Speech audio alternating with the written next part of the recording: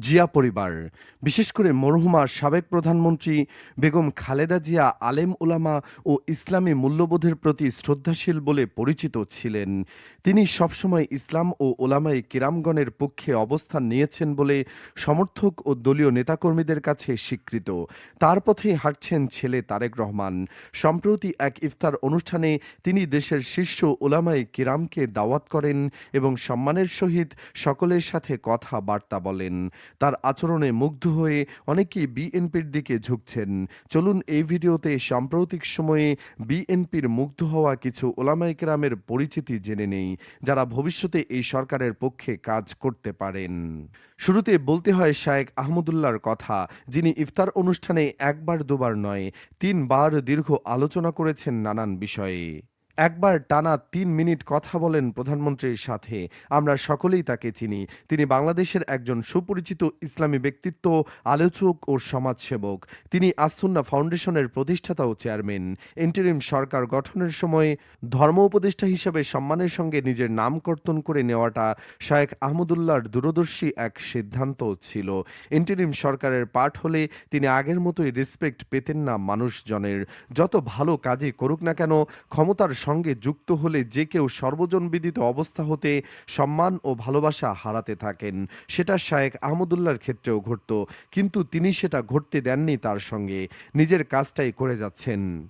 নির্বাচনের আগে দেখেছি অনেক আলেম ওলামা রাজনৈতিক বয়ানবাজি দিয়ে নানা কন্ট্রোভার্সিতে জড়ালেও উনি এড়িয়ে দারুণভাবে ব্যালেন্স করে গেছেন সময়কে। গত কয়েক বছর ধরে উনি যেভাবে দেশে দারিদ্র্য বিমোচনে নীরবে কাজ করে যাচ্ছেন, আস-সুন্নাহ ফাউন্ডেশনটি গড়ে তুলে ইতিহাসে কোনো এক সময় সমাজ সংস্কারক হিসেবে ওনাকে নিয়ে বিশেষ চর্চা হবে। শুধুমাত্র ধর্মীয় প্রতিষ্ঠান হওয়ার কারণে দেশের মেইনস্ট্রিম মিডিয়ায় আস-সুন্নাহর কার্যকর্ম নিয়ে কোনো ফিচার নেই। আর্থসামাজিক ভাগ্য পরিবর্তনে আস-সুন্নাহ ফাউন্ডেশন সহায়ক ভূমিকা রেখেছে, হাজারো নারীকে স্বাবলম্বী করে তুলেছে। জনসেবায় এখনই স্বাধীনতা পুরস্কার ডিজার্ভ করে শায়েখ আহমদুল্লাহ এবং ওনার প্রতিষ্ঠান আস-সুন্নাহ বলে আমি মনে করি।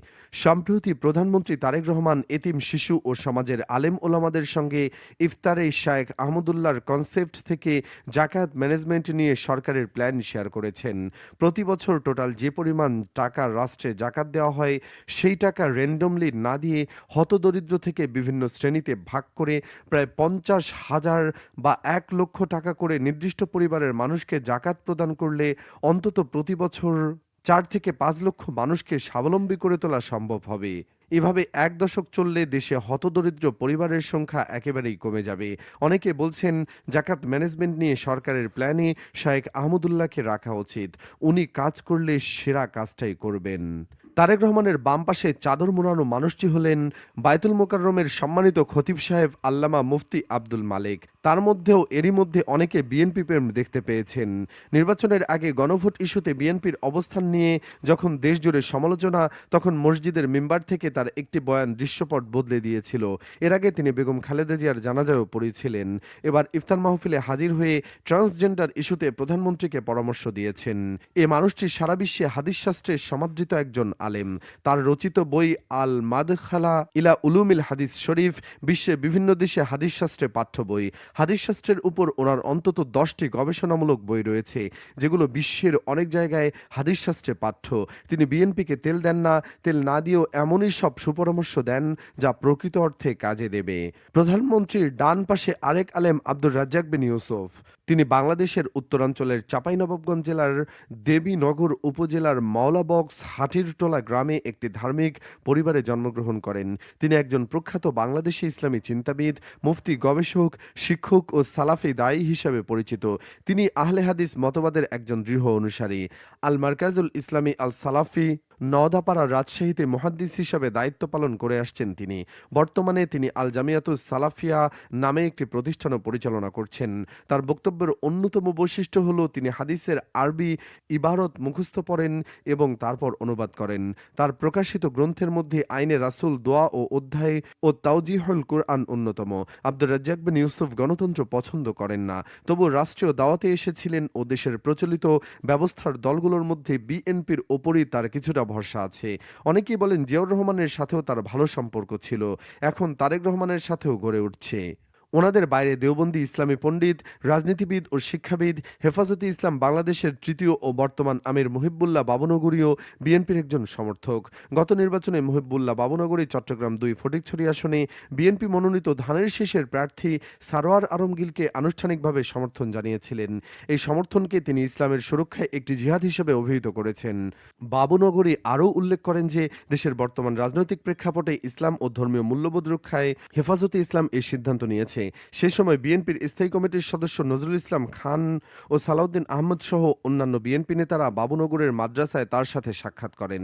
এমনকি বিএনপি চেয়ারপারসন তারেক রহমান নতুন সরকার শপথ গ্রহণ অনুষ্ঠানে বাবুনগরীকে অতিথি হিসেবে আমন্ত্রণ জানিয়েছিলেন বলে খবর প্রকাশিত হয়। বিপরীতে জামায়াতে ইসলামের সাথে মৌলিক ও আকীদাগত বিরোধের কারণে মুহিবুল্লাহ বাবুনগরী মুসলমানদের জন্য জামায়াতকে ভোট দেওয়া হারাম বলে মন্তব্য করেন। আর মুফতি হারুন ইজহার, যিনি হেফাজতে ইসলাম বাংলাদেশের সাবেক শিক্ষা ও সংস্কৃতি সম্পাদক এবং আল জামিয়া ইসলামিয়া লালখানবাজার মাদ্রাসার সহকারী পরিচালক, তিনি সম্প্রতি বিএনপির কাছাকাছি আছেন। দিন ইসলাম ও আলেম ওলামাদের জন্য তিনি সমঝোতা করতে পছন্দ করেন। তিনি এমন একজন মানুষ যিনি লীগের আমলে সরাসরি সরকার মহলের বিরুদ্ধে কড়া ভাষায় কথা বলতেন, তাদের নাসিহা দাওয়াত দিতেন, মজলুম বন্দি আলেম ও ওলামাদের মুক্ত করার ব্যবস্থা করতেন এবং নিজেও জেলবন্দি ছিলেন। জেল থেকে বের হয়ে আবার সেই লীগের বিরুদ্ধে কথা বলতেন। যখন পাঠ্যপুস্তকে সমকামিতা অ্যাড করতে চাইল তখন শায়েখ দৌড়ে গিয়ে লীগের শিক্ষামন্ত্রী নফলের কাছে দাওয়া নাসিয়া দিলেন। এবারও তিনি নানান প্রয়োজনে বিএনপির সাথে সম্পর্ক করছেন। এছাড়া আব্বাসী হুজুরও ছাত্রদলের কোরআন তেলাওয়াত অনুষ্ঠানে অতিথি হিসাবে হাজির হয়েছিলেন। ওমরা করতে সৌদিতে থাকায় ইফতারে থাকতে পারেননি। ওনাদের সাথে বিএনপির সুসম্পর্কে দেখে আবার সুন্নিরা খেপে গেছে। এ বিষয়ে নাম প্রকাশে অনিচ্ছুক জনৈক শীর্ষ আলেম বলেন, দেশে একটি বিপ্লবের মাধ্যমে গণতান্ত্রিক শাসন ব্যবস্থার উত্তরণ ঘটেছে। কি অবস্থায় নির্বাচিত প্রধানমন্ত্রীকে দেশের আলেম ও ওলামা থেকে বিচ্ছিন্ন করার এ প্রয়াস যারা করেছেন তাদের চিহ্নিত করার দাবি জানান তিনি। ধর্মীয় বিশ্লেষক ও সংশ্লিষ্টদের মতে রাষ্ট্রীয় পর্যায়ের এ ধরনের আয়োজনে দেশের প্রধান ধর্মীয় ধারার প্রতিনিধিত্ব নিশ্চিত করা প্রয়োজন। কিন্তু এবারের ইফতার মাহফিলে সালাফি, আহলে হাদিস, মওদুদি এবং কওমি ধারার কিছু আলেমকে আমন্ত্রণ জানানো হলেও আহলে সুন্নাত ওয়াল জামায়াতের প্রতিনিধিত্ব দৃশ্যমান ছিল না বলে অভিযোগ উঠেছে। সমালোচকদের আরেকটি অভিযোগ হলো ইফতার মাহফিলে এমন কিছু আলেমকে আমন্ত্রণ জানানো হয়েছে যাদের বক্তব্য বা অবস্থান নিয়ে বিভিন্ন সময় বিতর্ক তৈরি হয়েছে। তাদের মধ্যে কেউ কেউ দেশের স্বাধীনতা, সার্বভৌমত্ব, গণতান্ত্রিক ব্যবস্থা কিংবা জাতীয় দিবসগুলো সম্পর্কে বিতর্কিত মন্তব্য করেছেন বলে অভিযোগ রয়েছে। এমনকি কেউ কেউ আউলিয়া কেরামের মাজার নিয়ে আপত্তিকর মন্তব্য করেছেন বলেও সমালোচনায় উল্লেখ করা হচ্ছে। ধর্মীয় ও সামাজিক বিশ্লেষকদের মতে রাষ্ট্রীয় পর্যায়ের ধর্মীয় আয়োজনগুলোতে দেশের বহুমাত্রিক ধর্মীয় বাস্তবতা, ঐতিহ্য এবং সামাজিক ও সংবেদনশীলতার বিষয়গুলো বিবেচনায় নেওয়া প্রয়োজন। সব ধারার আলেম ওলামার প্রতিনিধিত্ব নিশ্চিত করা হলে একদিকে যেমন ঐক্যের বার্তা যাবে, অন্যদিকে অপ্রয়োজনীয় বিতর্ক এড়ানো সম্ভব হবে। তাদের মতে ভবিষ্যতে এ ধরনের আয়োজনের ক্ষেত্রে আরও সমন্বিত ও ভারসাম্যপূর্ণ উদ্যোগ গ্রহণ করা হলে তা দেশের ধর্মীয় সম্প্রীতি ও পারস্পরিক শ্রদ্ধাবোধ জোরদার করতে সহায়ক হবে। এ বিষয়ে আপনার কি অভিমত বন্ধুরা? জানাতে পারেন কমেন্টে। ধন্যবাদ।